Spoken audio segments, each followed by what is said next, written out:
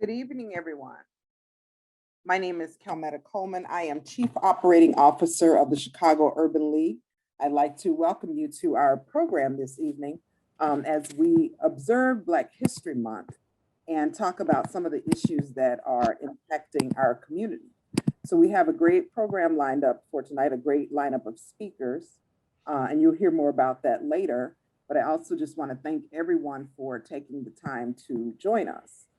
So as we start to kick off the program, I want to just talk a little bit about, Black History Month in general. It's a time that we really focus on celebrating the accomplishments of people of African descent, and we recognize key moments in our history in America.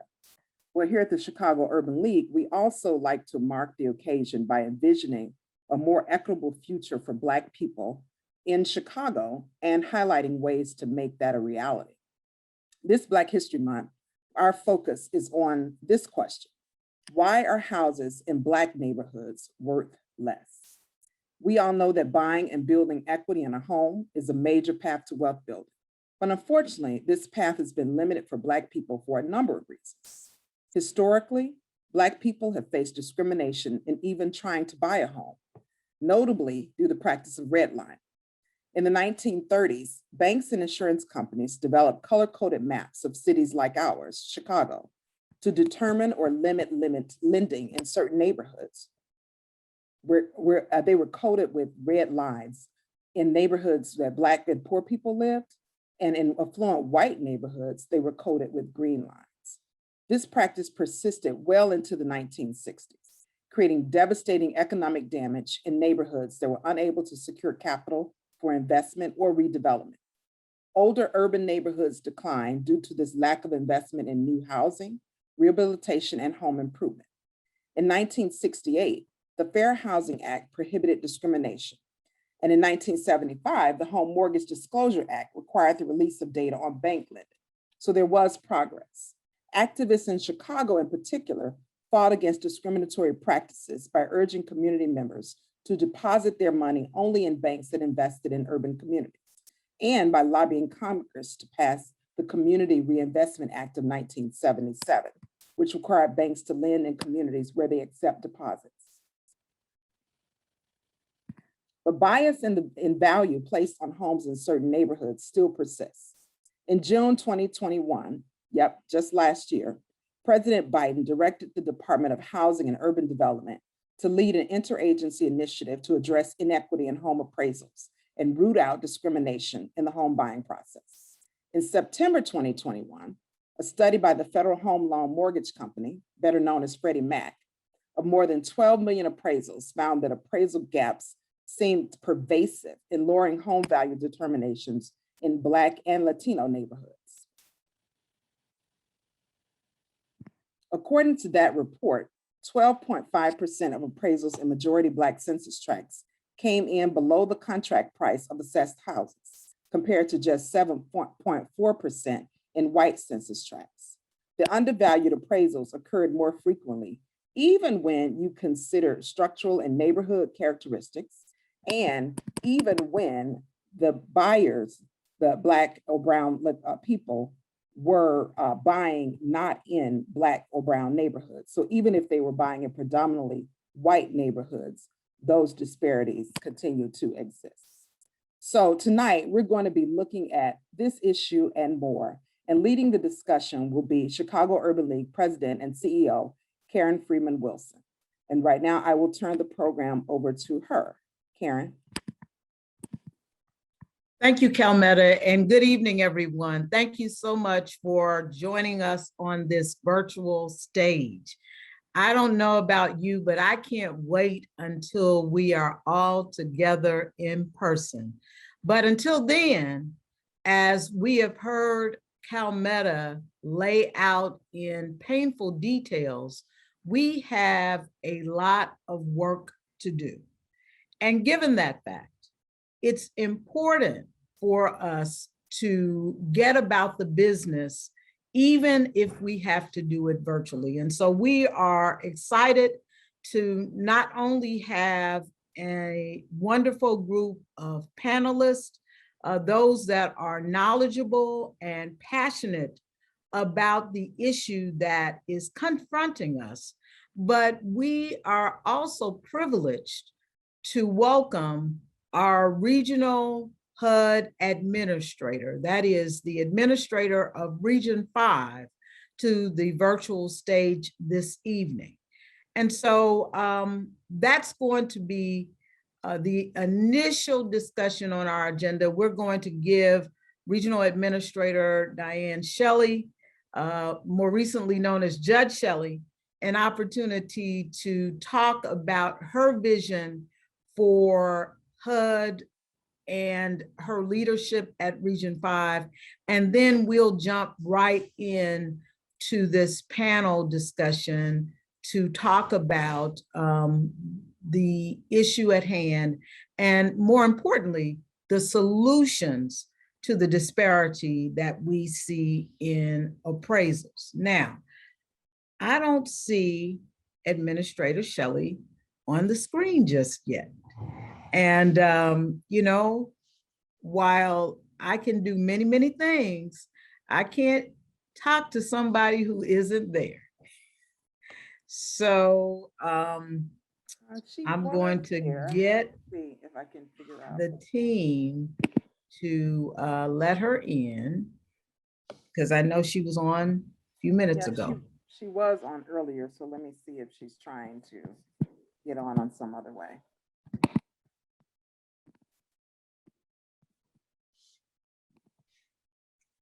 Okay, I see she sent a note. One thing we know about after 2 years of engaging in this process is that technology works most of the time. Okay, I actually found her, I think, and she should be joining as a panelist. She is, there she is. And There so she is. Okay. I am, while she's connecting, I am going to do a brief introduction. Regional Administrator Diane Shelley was appointed by President Joe Biden to serve Region 5 at the Department of Housing and Urban Development. In that capacity, she serves the states of Illinois, Indiana, Minnesota, Ohio, as well as Michigan and Wisconsin. She is also HUD's liaison to elected officials in those regions.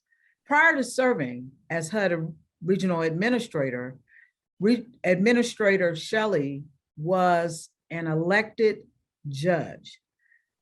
And in that capacity and in all of her professional capacities, she has been a fighter and advocate for social justice. She is a graduate of the University of Iowa's Law School, as well as the University of Illinois at Chicago as an undergraduate. And she is a member of many bar associations and organizations that promote civil and social justice. We are so delighted to have you here today. We want to welcome you, and on behalf of the Chicago Urban League and our wider audience, and we're glad to have you in Region 5. Thank you, President Freeman-Wilson, for those kind words.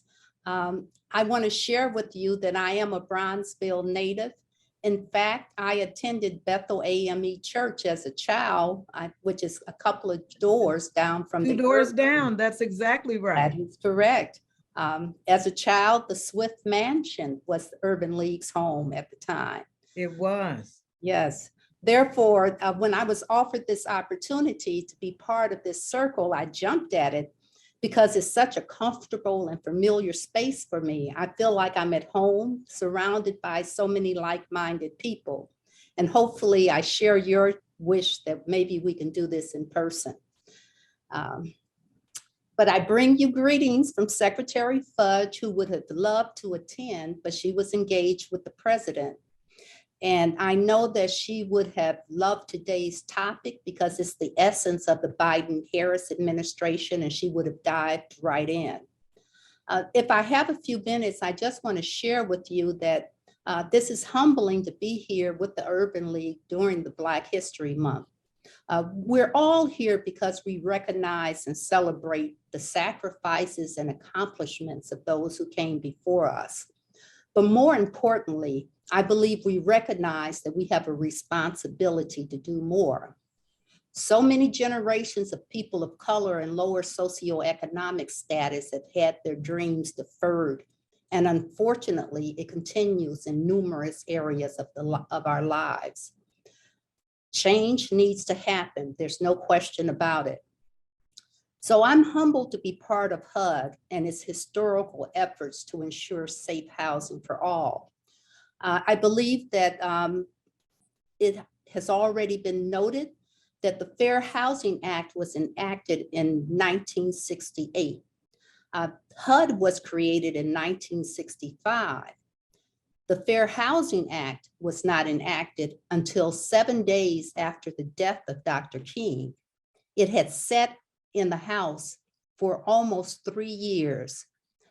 It was only after Dr. King's death that it became a bill.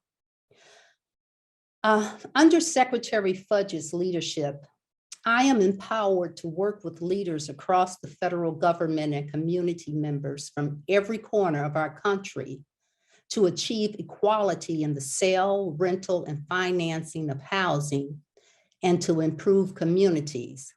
As you mentioned, I'm the regional administrator for Region 5. We call it the Great Lakes region, but the main office is here in Chicago. And as HUD's administrator, my role is to help make housing a reality for everyone and to serve as a responsible steward for the secretary, the taxpayers, and the president. And those are pretty big shoes.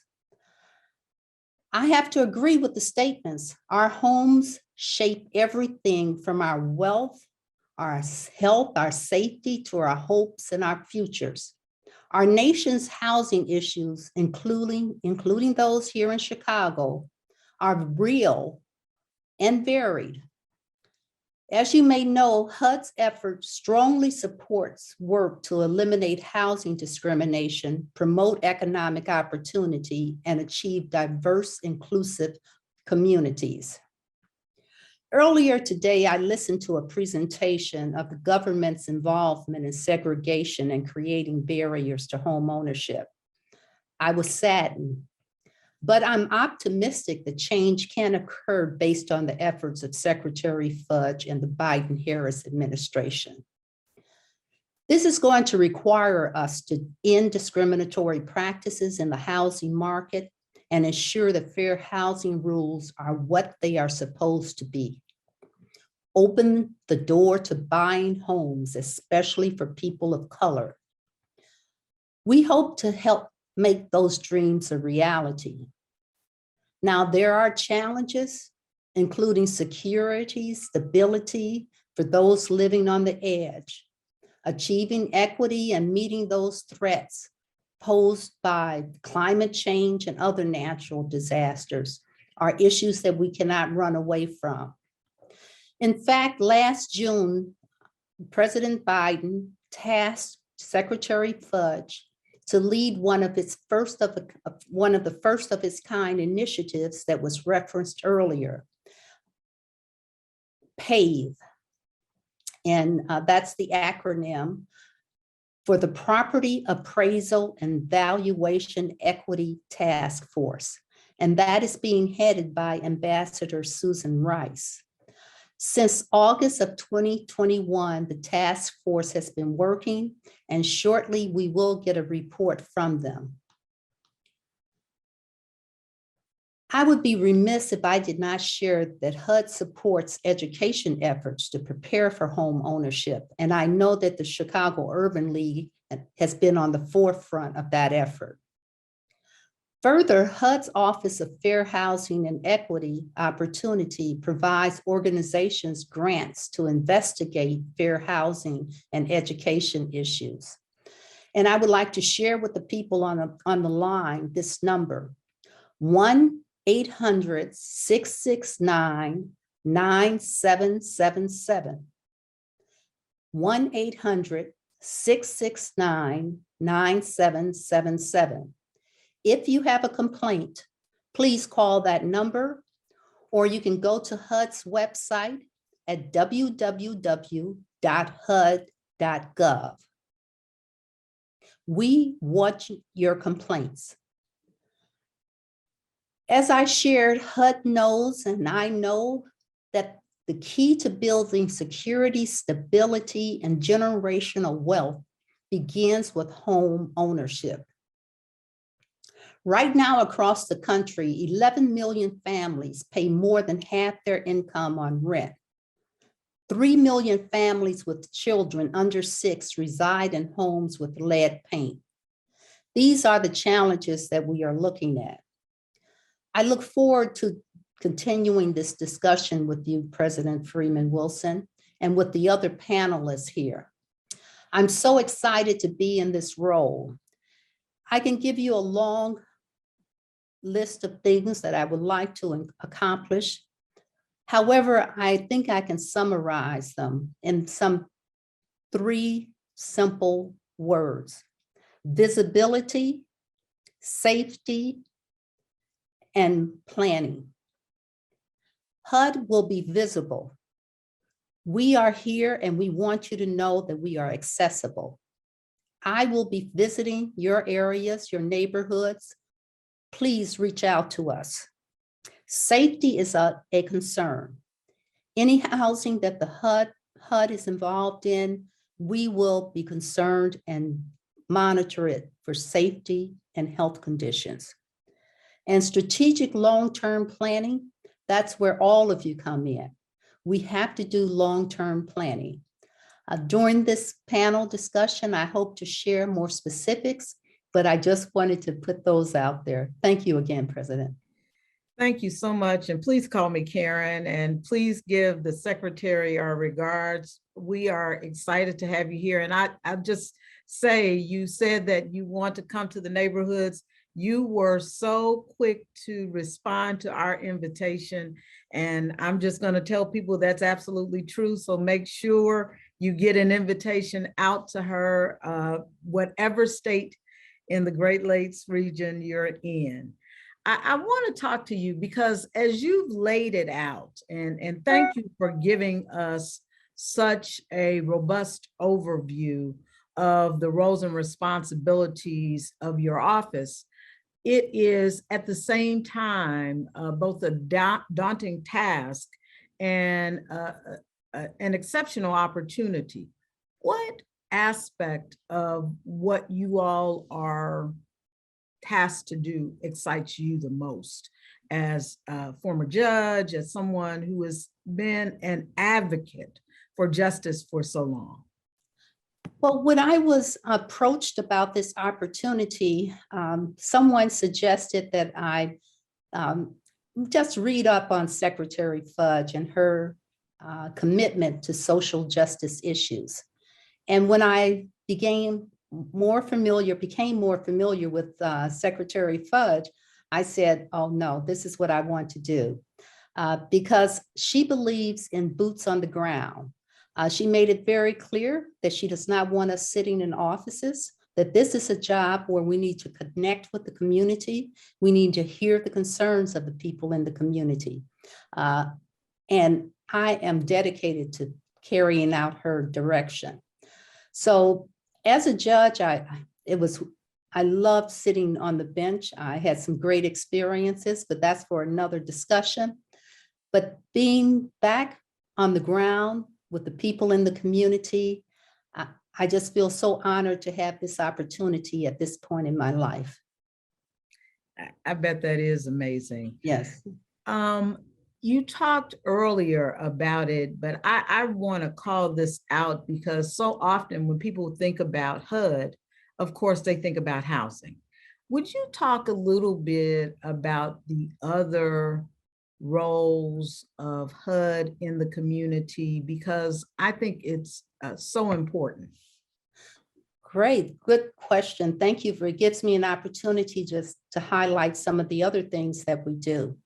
I would like to mention one program that we have. It's called the Section 3 program, where even though we're providing funding for the creation of housing, we also are concerned about making sure that community people have access to the jobs that the creation of housing the creation of housing creates. So this is a program where there is basically a requirement that you have contact and with the community and you hire people from the community to do jobs. So there you have an employment piece that embodies the concept of building strong neighborhoods by the neighborhood people. Also, we have the issue of enforcement and compliance when it comes to the Fair Housing Act. We are the arm that actually makes sure that people are not discriminating against people who are seeking housing in certain areas, and even those that are constructing housing, that those housing units are spread equitably and not limit or create a segregated community. There are so many things that we do. We're also recently assigned money to address the health safety issues involving lead exposure. We have a program where we're aggressively partnering with local organizations and governmental entities where we're asking them to go out and do lead testing of these existing housing and try to come up with a robust way of remedying what may have occurred in the past. And that kind of segues into the environmental component also of HUD, because when we talk about housing, we're talking about healthy housing. So we are also concerned about the community surrounding the housing that we create. I gave you the general overview, but you can see that our hands are in, it's a holistic approach. And I should also add that we work with other federal agencies. These other federal agencies partner with us. So you have the Environmental Protection Agency, you have Health and Human Services. We have conducted testing at many of our public housing, partnering with public housing associations where we provided COVID testing. Those are the kind of things that we believe that we are charged to do under our charter. Absolutely. So you're early in your tenure. Think 4 years from now, because we know that the secretary and the president have a guaranteed 4 years. We're hoping longer, but we'll keep it at 4 years right now. What does success look like as you think ahead to what you and Secretary Fudge and the president are looking to accomplish in this space?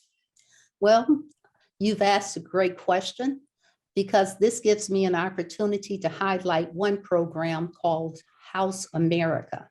House America was initiated by Secretary Fudge in order to address the issue of homelessness. Under House America, it's the goal to rehouse at least 100,000 people who are experiencing homelessness and to at least create 20,000 new affordable and permanent supporting housing units. Now, I may not see the end of the actual occupancy of those units, but my goal is to make sure that they're in the pipeline. So when I exit, that I know that there will be someone housed. The other night, I went out for what we call the pit count, where we actually go out with other agencies who are so dedicated, and they try to get a grasp of how many people are actually without shelter, who are homeless. That was a very humbling experience. So I think one thing, I can really embrace House America. I hope that at the end of my tenure, that the numbers here in Chicago area and throughout Region 5 decrease, and there's more actual units occupied by homeless people, and there's more affordable and permanent supportive housing. Also, another good measure would be our existing multifamily housing that have been around for a little while, and they're a little tattered, like any house. You have to fix it up. We know that. You got to fix it up. So I hope that when I leave, that I will have helped improve the conditions of a lot of those tenants. I think with that, I could view my presence as being meaningful. And then there's one other thing, and that's home ownership. That's a big, big issue. And I'm really getting excited about that because home ownership can happen. And we're beginning to train, doing educational pieces to help residents understand that they can transition. So again, President, every time you ask me a question, I just run on. No, you're giving great information. And I have to tell you that, the point in time count was always something that I have thought about and focused on. It's so humbling. One of my heroes is Inglewood Barbie and the work that she does to help people who are not housed. And I wish you the best and anything that we can do to not only add to the work that we are engaged in with helping people get home ownership or any other aspect of your work. We are there. And I'm excited to hear you highlight Section 3.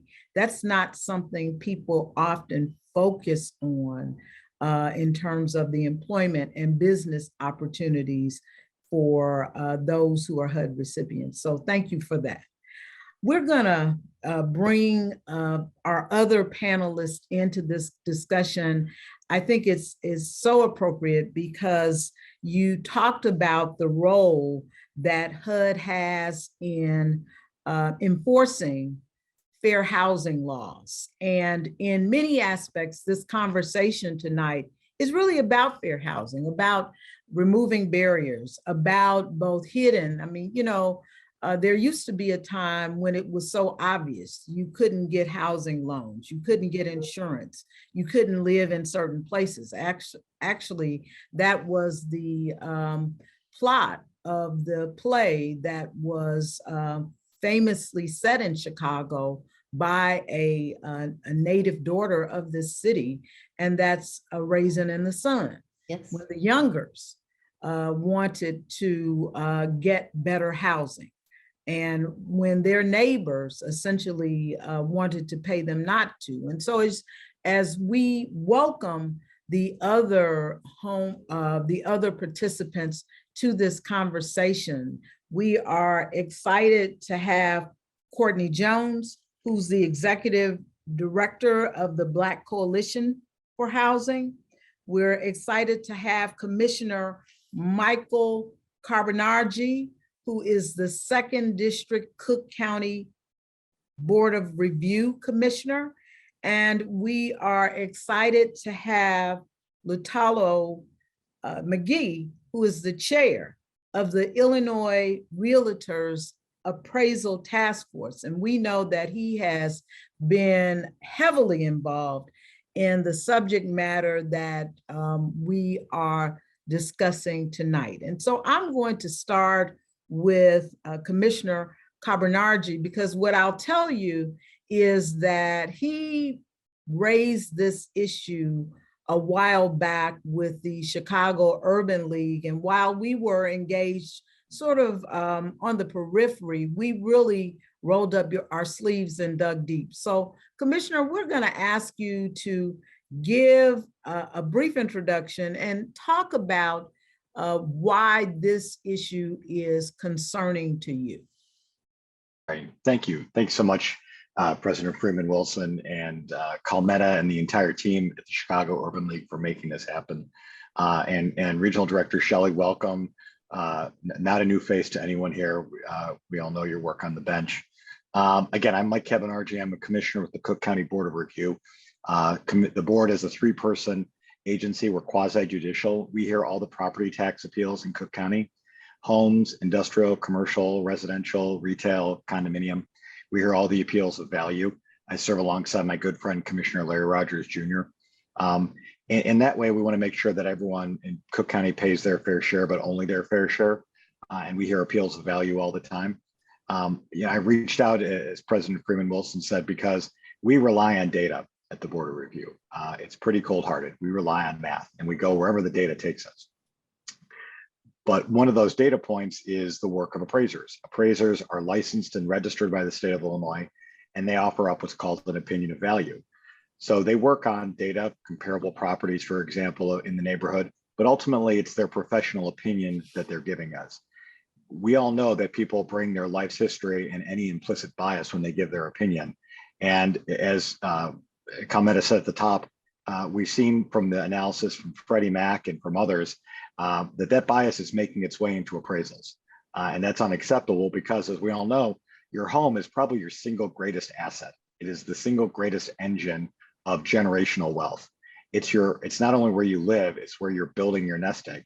It's also where you rely on if your kids are able to go to college, you want to borrow against the equity of your home. If you have a great business idea, you want to borrow against the equity of your home. Well, that home is undervalued, not because the actual value, but because of racism. We want to make sure that gets fixed. And we're proud to work with the Urban League and the Appraisal Institute and a number of other banks. And really, as Administrator Shelley said, the leadership from President Biden and Secretary Fudge in setting up PAVE and staffing it with people, and then the president saying, I want to hear back, not in 4 years, but 180 days as to what some solutions are. And those are real solutions. I'm really excited to see what the president does. He's leading from the front, and everyone here is going to be a part of that solution. So thank you. Thank you so much, Commissioner. I want to turn to Director Jones now and talk about your work with the Black Coalition and how this issue of appraisals factors into that work. Awesome. Let me first say thank you for having us. Simply put, the Black Coalition's focus is really on distressed real estate and really looking at how through things like receivership, how dilapidated homes crush and kill, the property values and equity from a wealth building standpoint for working class Black families. So appraisals are crucial, because no matter what data source you pull from, it all speaks to how, Black families are denied things like refinances and everything else just based on collateral. When you have Black developers out here trying to buy back the block and develop to increase housing stock, well, that in and of itself is debilitating when the capacity based on collateral is not there. And it's not there for, from many of our standpoints because of pure racism. Thank you so much for raising that, because there has been a movement all over the South and West sides to really buy back the block, an investment in our own communities. And that can be a barrier if you think about what the appraisal values do to homes. Mr. McGee, you've been engaged in a task force. You've looked at this from the standpoint of data and other aspects of why these barriers exist. Please talk about your work and just your connection to this concern.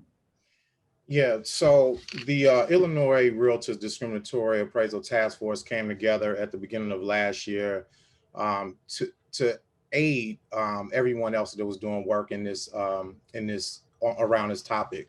For a long time, and through a lot of research historically, we know that this has been an issue, and we wanted to figure out how we could add our voice in this space and make change. So we came together last year and we pretty much decided that we wanted to approach this a couple different ways.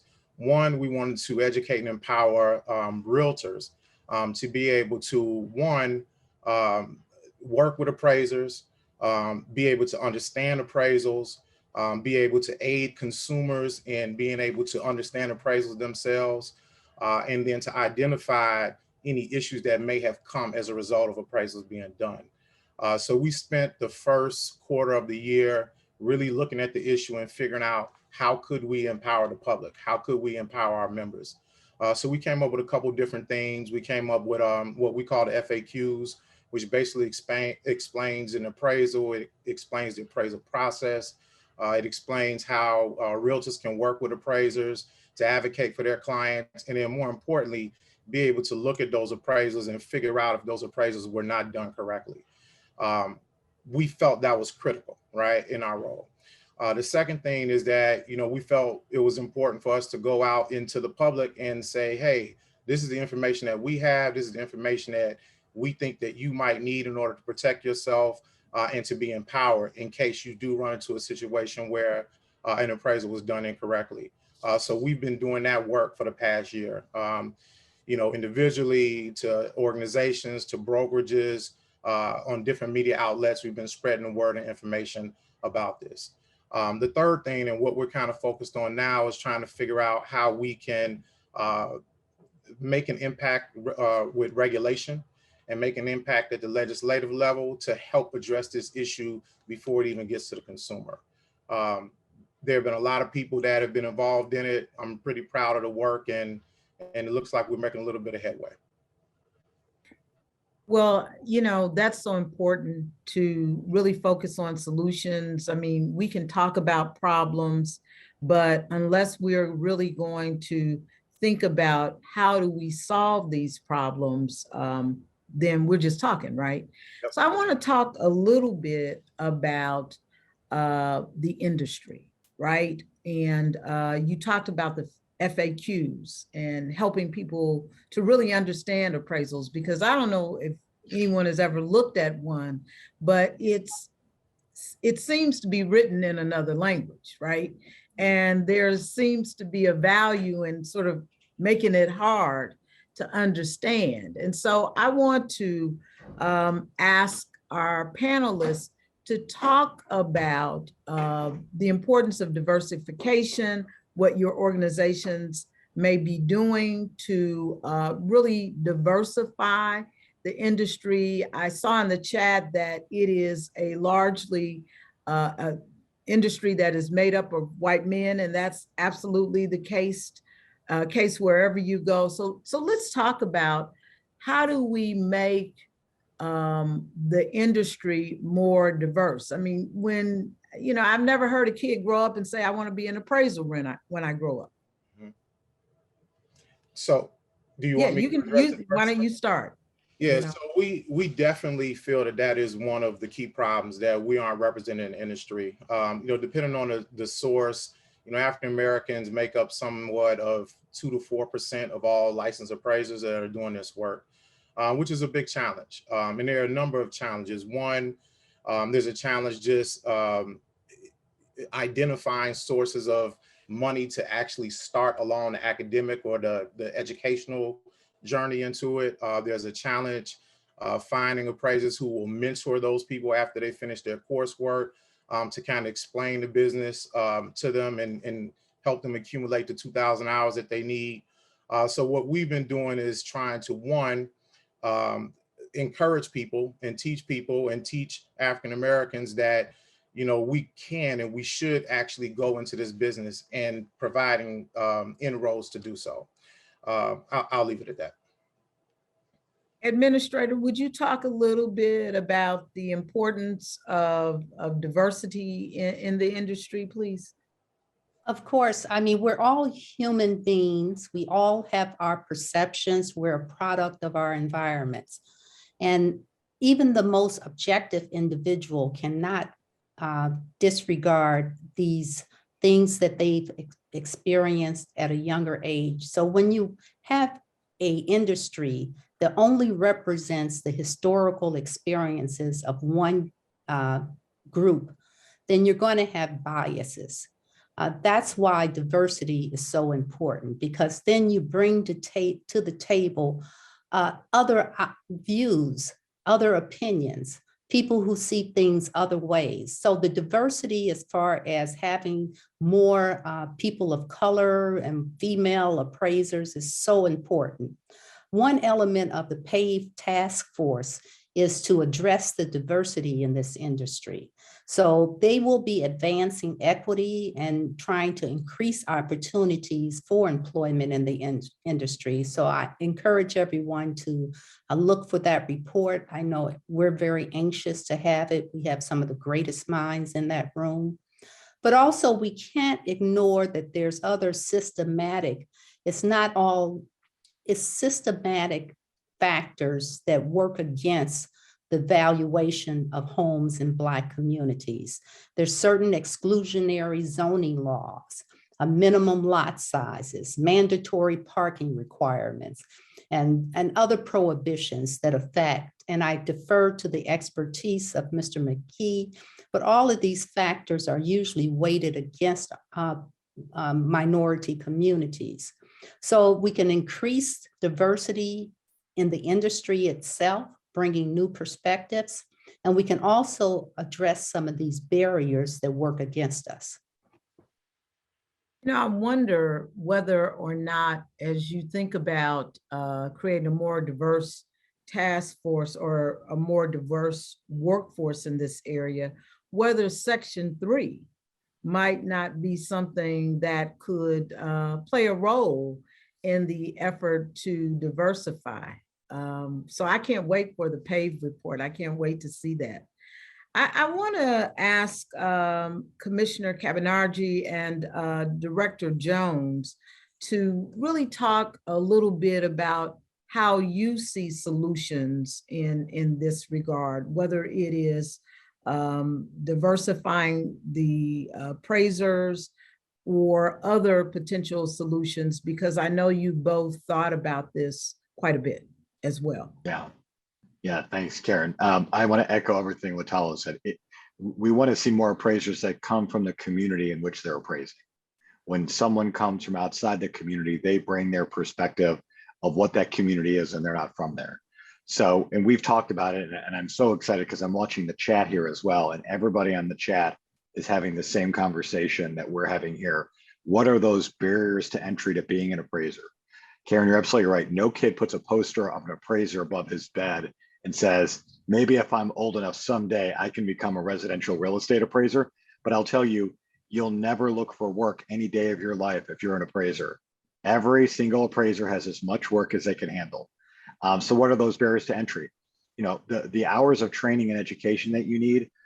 We need to identify a source of funds for scholarship opportunities for folks who don't have the means to pursue that training. What's one way to do it? Well, right now we charge a licensing fee for appraisers. Maybe we double that licensing fee to create a pool of money.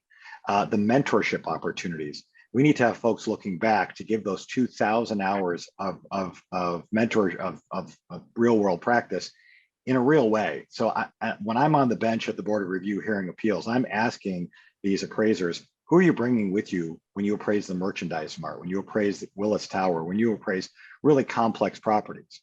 That I want folks to get the full spectrum of work. Nothing wrong with doing only residential, but they have to be able to grow in this career. They have to be able to start doing condominiums and end up doing the Willis Tower, and not have it be some system where you only stay with one, you can't grow. This is an industry with a lot of growth in it.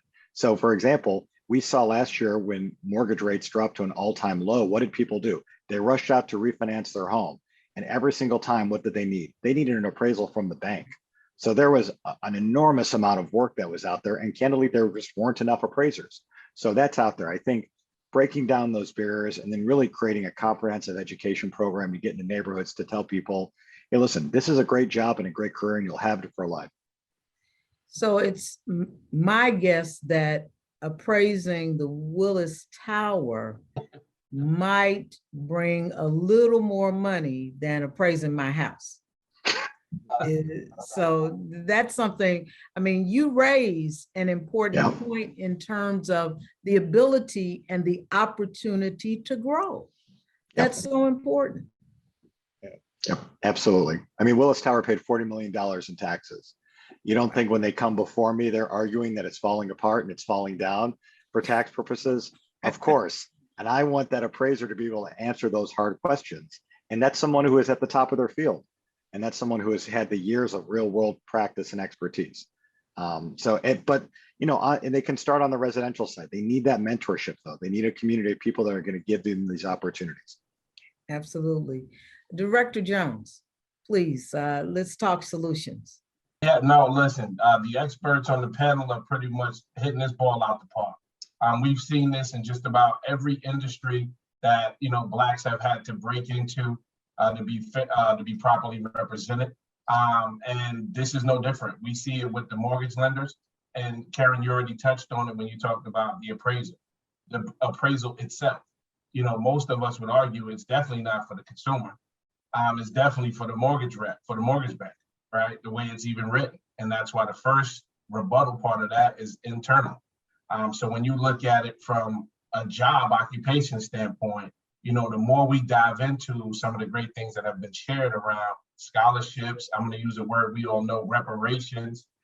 There's just tons of ways to start creating pools of funds for the attractiveness. And then maybe even looking at something around the entryway to the job that maybe we start shrinking some of those requirements to meet the demand of the population right now. With what Michael just shared, we saw the boom in refinance and we didn't have enough appraisals to meet the boom. So maybe we look into the indigenous populations in these communities to say in the short term to help have, more appraisals of color in the field, we lessen the requirements to get there while having them mentor mentee along the way. So you have to think about whether when people say you need to meet these criteria to be an appraiser, whether those criteria are set to be a litmus test to make sure that you're able to do this work, or whether it is an artificial barrier. I know, I'm just saying. And, I know for a fact, the judges use words and attorneys use words just so that we can mystify what we do.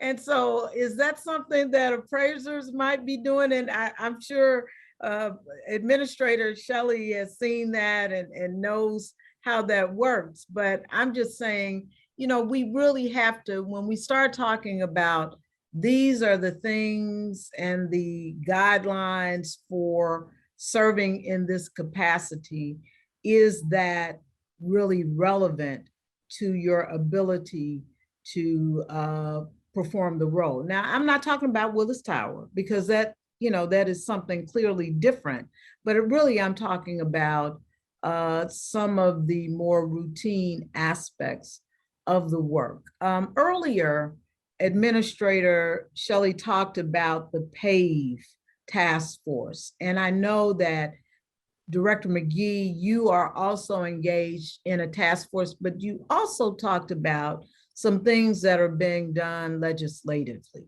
Would you talk a little bit about that?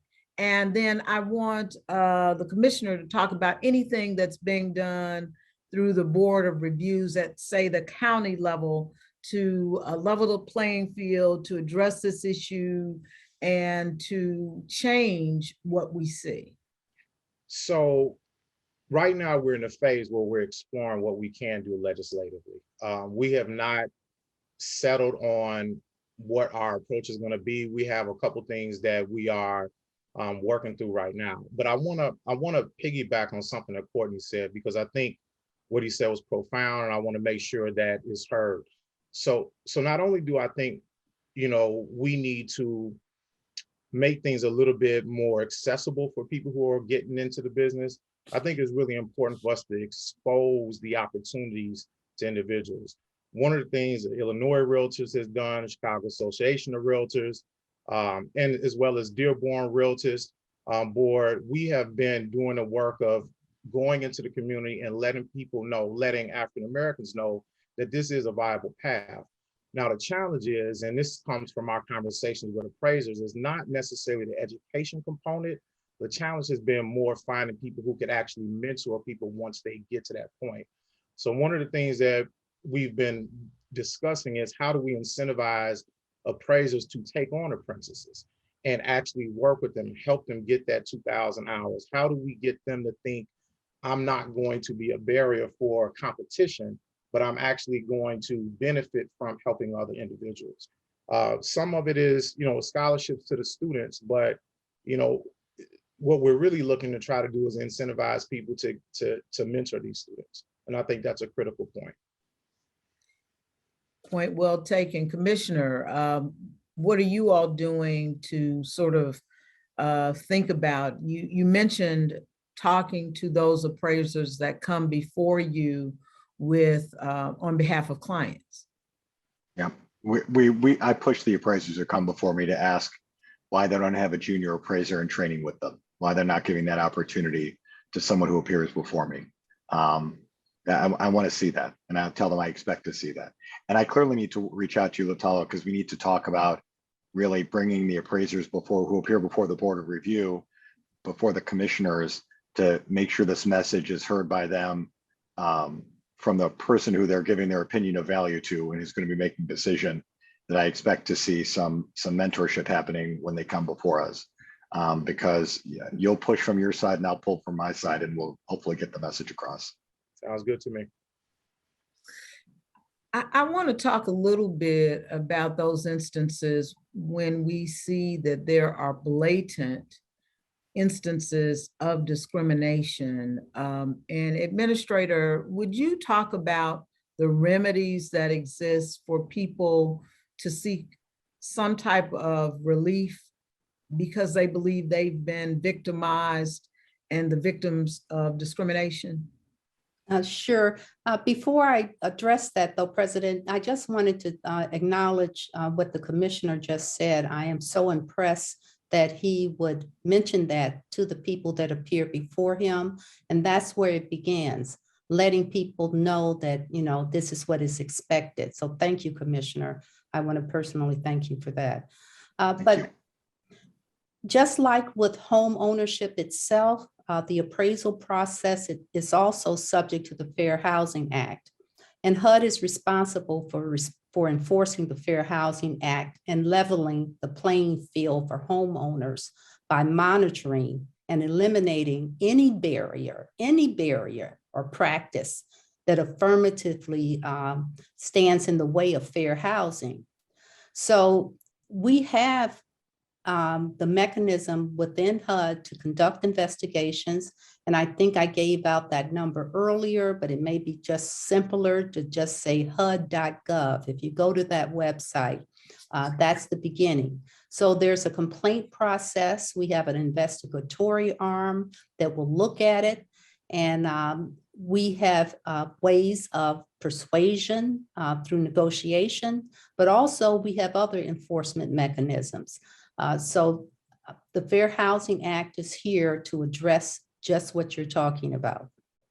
Thank you for that. And the additional benefit is that the state and in many of the localities, there is an agency that partners with HUD to enforce the Fair Housing Act. And so that's important too. Can I piggyback on that? Because along with we can, individuals can contact the appraisal subcommittee through the Appraisal Complaint National Hotline, the local state agency that regulates appraisers here in Illinois is the Illinois Department of Financial and Professional Regulation. They can be contacted when there's a situation. Even the Illinois Human Rights Commission, you can register a complaint through them. So there are a number of different ways. I always say it's probably better if there is a situation to start with trying to see if you can get a reconsideration of value through the lender. And that means working with your realtor to make sure that you have a rock solid complaint or appeal. You go through your lender first, because these are kind of the necessary steps that people will ask you if you did first. And then if that doesn't work, then you want to go to the next step of maybe contacting one of these agencies. I want to talk about something that appraisers will always point to, and that is, whether there are abandoned homes, or whether there are other elements of disrepair or blight in a neighborhood, and the impact that that might legitimately have on the appraisal, and how one might go about the business of mitigating those issues. So I Why don't don't you start? You start. go ahead, Courtney. No problem.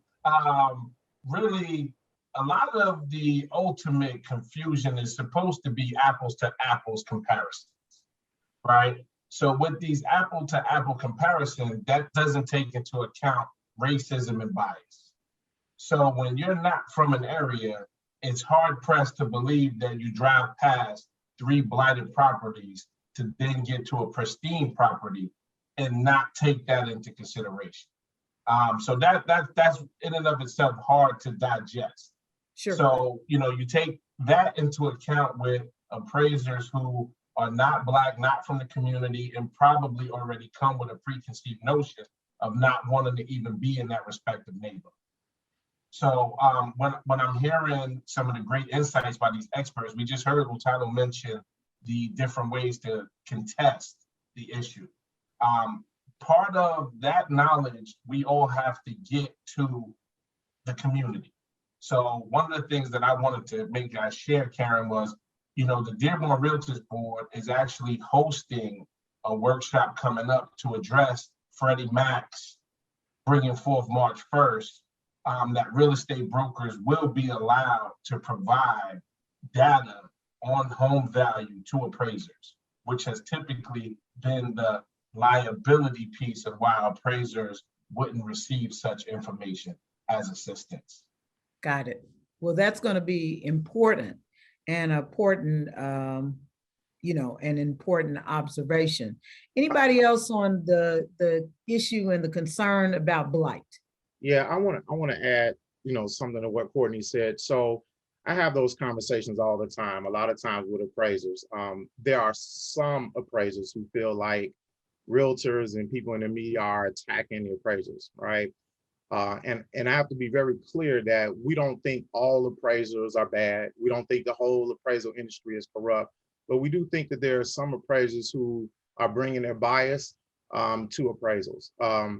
And what I explain to them all the time is, whether you're in, a Chicago suburb or in Chicago, the disparities that we see are really clear when all the factors are held equal and accounted for. From the study that we did with the University of Chicago, Color and Collateral, we found that when all variables are factored in, when all things are held equal, African Americans are denied home loans at twice the amount in Illinois for lack of collateral. That's with everything held equal. The Freddie Mac study that came out kind of found the same thing. Maybe not to a degree nationwide, but along that same line. So we understand that there are certain things in certain communities that affect the values of properties. But what we don't understand is why in certain communities, the denial rates are twice the amount of other communities, even when factors are held the same. There's a problem there. Would you talk a little bit, and this is to you, Director McGee, and to all of the panelists, about the role that lenders have in this conversation and developing solutions, because I think that's important as well. I'll jump out there. This lender fight on many fronts. I don't care if it's from the Black Coalition front, from the Realtors front. We only make up 77% of the global industry. So when you look at some of them staggering statistics, we need us, let's be clear, we need us to fight for us about this piece, right? We need collaborative support, but we need more lenders to look like the communities that they're writing loans and receiving deposits in. And, we know firsthand when you dive into this, the appraisal getting challenged. We heard, Lou talk about it, Michael talk about it. A lot of this starts internal, right? So the lender gets this information back, 40-page appraisal, and now it's time to file that rebuttal. And normally that comes from the real estate broker. So the real estate broker raises a red flag to say, oh, this is not the right value. Now the lender is now protesting. The rebuttal is filed and then it comes back.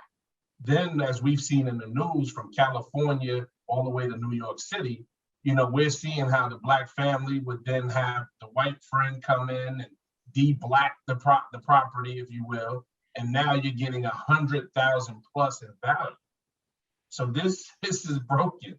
Yeah. So the process of evaluating this to the state level across the countries is a necessary evil. So hopefully, PAVE and other, interagency organizations, as we hear on this panel, we're going to need some much stronger guidance, but we need more Black representation. I also think, and let's be clear, and I think a lot of people don't understand this, even our clients, the actual client of the appraiser is the lender, right?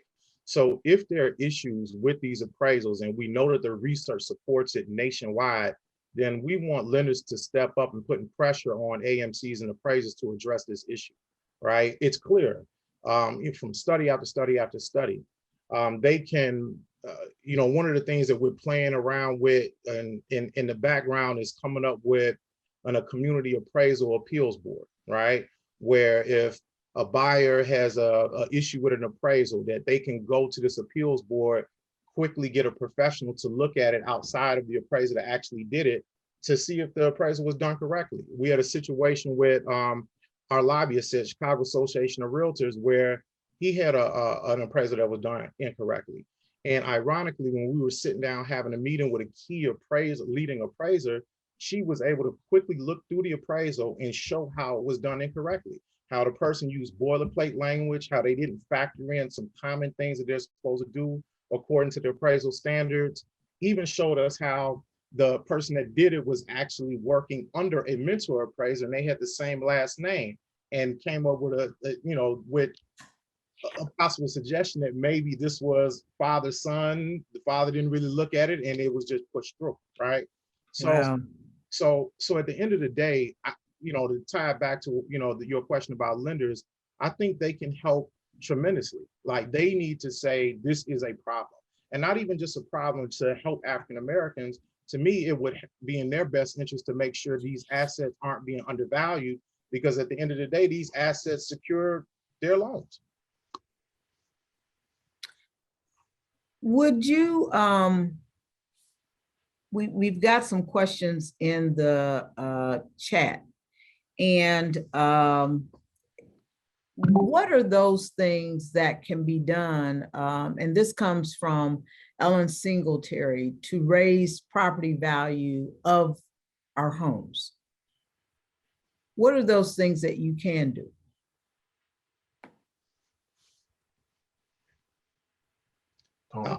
I know. Go ahead, Lou. I'm gonna pass that baton to you. We can talk back and forth. It's your platform. Okay, so simply put, Karen, this is one of them age-old questions for building Black wealth and the loss of it. The apples to apple comparison, the issue is the value of Blacks, and we see this from our National Association of Real Estate Brokers at the top level, that anywhere where Blacks live 51 to 55% in the community, those properties are historically devalued. So it's really more of a perception of the lack thereof value versus the home itself. Because the last I checked, a 2x4 in the center block is the same whether it's in the property on the north side or the south side. So we really have to continue to raise things through the different justices like we're hearing, which is exciting, and really getting appraisals challenged on every level. And we want to continue to create awareness in the community that the fight is worth fighting for, because many of us in the community are led to believe that your issue is too insignificant and nothing can be done about it and you'll get no help.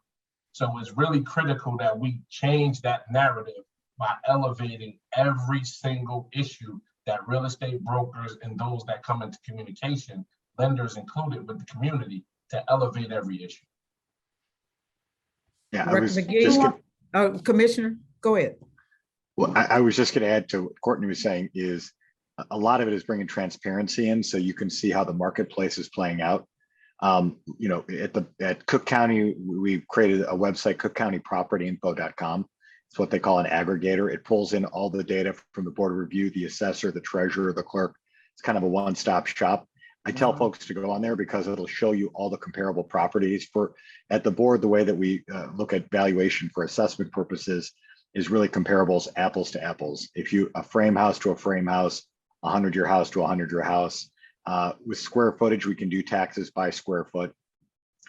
But you can take a look at comparable properties to give you that transparency and that visibility, so that if you do want to appeal or challenge that initial appraisal, you got evidence to say, well, listen, the appraiser really went 3 or 4 miles away from this home to find a comparable property. There are more comparable properties on the block that show you that the value is increasing on this block. There have been more recent sales of condominiums and townhouses, and they're more comparable to mine. And you can break that apart to say, you know, these 5 properties that they use to base their value on, they're very different than mine in the following ways. But you need the ability to put that evidence together and have that transparency. Judge, I thought you were going to say something. I'm enjoying the comments that you're receiving because I think they're so practical, and I don't want to step into a lane that I'm not Sure. experienced on. But I do want to bring to everyone's attention that the HUD also looks at this problem from another angle. And we partner with organizations where we're actually trying to put money into the community for renovations. When you speak of increasing the value, many times homeowners in our communities can't fix up their homes. So there are programs that we have in place. And I would encourage you, Secretary Fudge the other day spoke at Howard University, and if you have some free time, you can go online and listen to her. But she talks about her dedication to just these kind of issues. So HUD is there. We're aware of this, and we're trying. And if I could take this opportunity just to talk about the Build Back Better bill. As we know, it's been stagnated right now, but in that bill, the original proposal, there was a lot of money that was going to go into just that issue, renovation, where we could build those homes up so that they increase the value. Hopefully that will come back before before the legislation in another form. But if there's any kind of positive thing you can say in getting your representatives to support such an effort, we really would encourage you to do so. Thank you. The question is, how can we change this system where neighborhoods that are primarily Black are undervalued? And we've been talking about ways to change the system. I guess adding to the question, in addition to our discussion about getting more appraisers, in addition to ensuring apples to apples and really challenging undervaluations, how do you change the system? And that comes from Bola Beard in the in questions and answers. Right. I think we've talked about the barriers to entry and creating a wider pool of diverse appraisers. I think going to Latalo's point too is now we're looking at the policy issues. Now we're looking at the real issues of if this is institutionalized racism because of redlining, it's going to take an institutional response, and it really is going to be policies. You know, so, and that is going to be policies for, again, with the lender. Does there need to be pressure put on lenders to say, if you're going to be issuing a mortgage, then any appraisal that supports that residential mortgage has to be done by an appraiser who lives within a certain 5 or 10 mile radius of that property to create a marketplace of appraisers from that community. There's a lot of ideas. And again, that's what I think is so exciting about PAVE. The members of the PAVE Commission are the leaders in this, and they're throwing these ideas around. The Appraisal Institute, by the way, has been a real responsible member of this too. The president of the Appraisal Institute a couple of weeks ago opened his remarks by saying, our industry is too white and it's too male. And from there saying, you know, let's just put that out there and acknowledge this and move forward of what the solutions are going to be. Because again, we started this with some data points at the beginning, talking about Freddie Mac. Freddie Mac said that 7% of white census tracts real estate was appraised below the purchase price. Black tracts are 15%, twice as many black homes are under appraised, meaning that when they need that equity to improve the home or to use for another purpose, it's not available to them. Not because they haven't kept up their house and been a responsible homeowner and built value. It's because an appraiser said, and my professional opinion, it's not valued as to what you think it is. And if you want to know an example of someone who found out about this and took action, in the summer of 2020, some folks know, Congressman Bobby Rush decided to take advantage of lower mortgage prices. So Congressman Rush refinanced his home and found out that the appraiser said his house was worth 30% less than what his neighbor across the street had just paid for the house. So Congressman Rush had something that the rest of us don't have, which is congressional letterhead. So he wrote a letter to the General Accounting Office and said, can you explain this to me? So as I understand it, he's part of the PAVE initiative to say, this affected me firsthand. I know what my value is. I keep my house up to date and speed. I know what the value is. Who is this professional appraiser giving me an opinion of value below what I know my home is worth? I wonder, and Commissioner, you raise an important point. As we think about this disparity, who are allies outside of the real estate or appraisal industry might be. For an example, we talked about the utilization of equity in your home to educate your kids, to start a business. Does that then mean that as we look to solve this issue, there may be a group of untapped allies who may work with what all of you in your respective fields to really address this concern? So I think, and it's a really peculiar problem, because I feel like everybody that kind of surrounds this issue will benefit if we get this issue corrected, right? Right. So if people have more equity in their homes to invest back in their homes, then it improves the community, right? It provides, it encourages businesses to come into the community, right? If more businesses come in the community, more jobs are created in the community. More jobs are created in the community, we get more people unemployed. It affects crime in a positive way. I said earlier, the assets to kind of secure these mortgages, they will be stronger assets, and the lenders will probably, make more money. It's really peculiar that this is allowed to go on. And I think with all of us pushing, whether you're from NARAB and Dearborn or from the Chicago Association of Realtors, whether you're a commissioner, if all of us can kind of get on the same path with this, I think it'll make a tremendous impact in the communities that are being affected right now. And if I could just kind of support that same sentiment, when we look at things, and I'm going to back up a second, Karen, and you talked about what could be done. You mentioned Section 3, which is something near and dear to my heart and many of the community's heart. The appraisal management companies, we need Section 3 and some type of, procurement relationship where we have some Black-owned appraisal management entities. Let's just be clear. And then, because the bank's going to them $350 in appraisal, they broker it out $175 or so, give or take.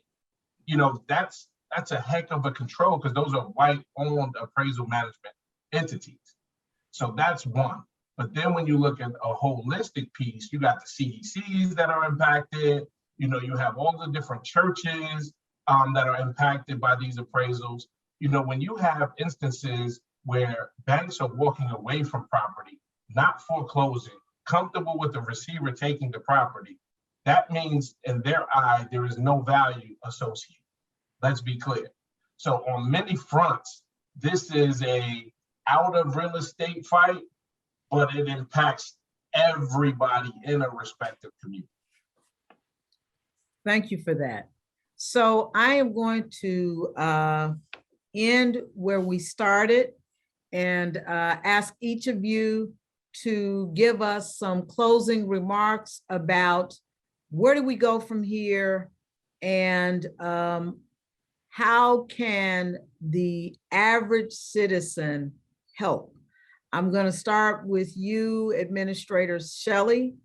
I'm then going to go to the commissioner, to Director McKee, and then I'm going to let Director Jones close us out in that segment, and then I'm going to have the final word. So Administrator Shelley. Well, I'm not going to take a lot of time. I just want to be optimistic. The president's 2022 budget, he's requested over $100 million for down payment assistance. That's what I'm going to end on. I hope that that will get to the people that need it and that the budget will be passed. We're going to put that into the homes, and we want people to be able to buy a home and put down at least move into a home and have at least 10% equity when they move in. Awesome. Commissioner. Yeah, thank you. Thank you, Karen. And again, thanks to your team at the Urban League for putting all this together. Thanks everybody here for joining us. Again, I've been following the chat and there's some great conversations happening in there. Thanks to everybody who's on this panel here. We've generated a lot of great ideas and I think a lot of great solutions. Many of them are already being pursued, but we have to stay on this. Director Jones flagged this. There's nobody pushing back against this. Usually when you have a fight like this, there's somebody who wants to maintain the status quo. Nobody is defending the status quo. Nobody is saying that what's there is working. The industry partners at the banks and lenders know it's broken, it needs to be fixed. Director McGee and the realtors have shown the leadership of a way forward. So we just need to keep this conversation going and hopefully report back in a period of time and have everyone back on the panel with some reports as to what we're doing. I'm really excited about what I'm hearing tonight. Count me on board for moving it forward. Thank you so much. Director McGee. So I definitely think we need to push the conversation forward. I definitely think we need to raise our voice as high as we can. This is one of the key, most important issues right now because this deals with wealth. And everybody who is kind of in tune with what's going on in the African-American community know that we have a serious wealth disparity that we're facing. If everybody can get in where they fit in, whether it's, if you see some legislation that's coming about, talk to your local politician or the politician that's either behind it. If you see an organization doing an event on appraisals and appraisal discrimination, share it in your social media. Make everybody aware of this problem so everybody can speak to it because there's power in the masses. And like I said earlier, I don't think that the solution to this really hurts anyone. I think we all benefit from it. We just need to all come together and continue to push and we'll get this situation resolved. And last but not least, Director Jones. Listen, all of the experts have kind of tied this up with a nice, pretty bow. But simply in closing, I want to thank the Urban League for having this kind of conversation. Bringing a voice to this issue is definitely needed. From an income standpoint, all I'm going to say is to the community, complain. Don't suffer in silence. Yell, scream, post it. Go to the IDFPR website. The PDF form is there. All of the real estate brokers, professionals, have that form available. Share the conversation. It's never going to be annoying. As my followers say, the squeaky wheel gets the oil. So let's just keep pounding it. And from a job creation, when we hear about the wealth disparity, so many more jobs can be created by realizing the wealth that's being robbed from these Black communities. And we just have to make it a legislative issue. We have to make it an economic issue, and we have to make it a community self-sustaining issue. So often, and thank you so much for that, each of you.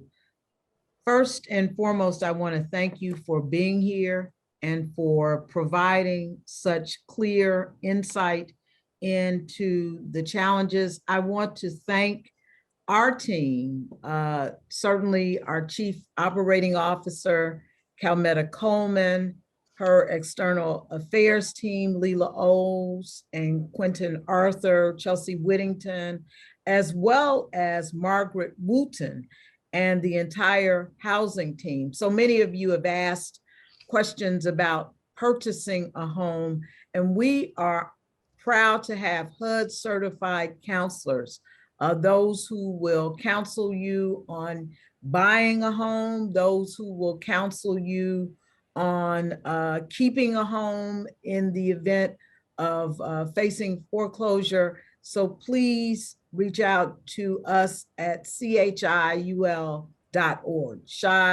ChiUL.org. In closing, I just want to say that we've heard the word wealth gap, racial wealth gap used a few times. And so often when we hear that word either used in the media or in public conversations, it sounds a little abstract because it's not something that we can really put our hands on. But tonight we have had a conversation that is clear about one of the factors in the racial wealth gap. We've heard people talk about home ownership as a pathway to wealth. We've heard them talk about our homes as assets. But if someone is saying that your asset is worth less than what it should be valued at, and if that sole reason for their decision to say that is based on their ignorance, or more importantly, on their real, on the fact that they are racist, let's be very clear about it, then we have a problem not only in accumulating wealth for Black people, but on addressing the racial wealth gap. And so we want to be a part of that solution. We have a youth and family services department. We're going to talk to our kids about being appraisers. We have a workforce department. We're going to talk to some of the adults about what it takes to be appraisers. And then, as I said before, we have a housing team, and we're going to have that housing team to really work with folks about home ownership, but about the disparities in this industry and how we address them. We thank you for your time with us tonight, but more importantly, we thank you for being allies, for being comrades, for working with us to address this and other injustices that face us. And, we are glad to now have one of our neighbors, one of our Bronzeville neighbors, as the leading force for addressing so many of these issues. Congratulations again, Administrator Shelley, and we all look forward to working alongside you as you work with Secretary Fudge and the President. Thanks everyone for joining us. I saw someone ask in the chat about the recording. This will live on our YouTube channel, the Urban League's YouTube channel, and you'll be able to access it at any time. Thank you. Thank you.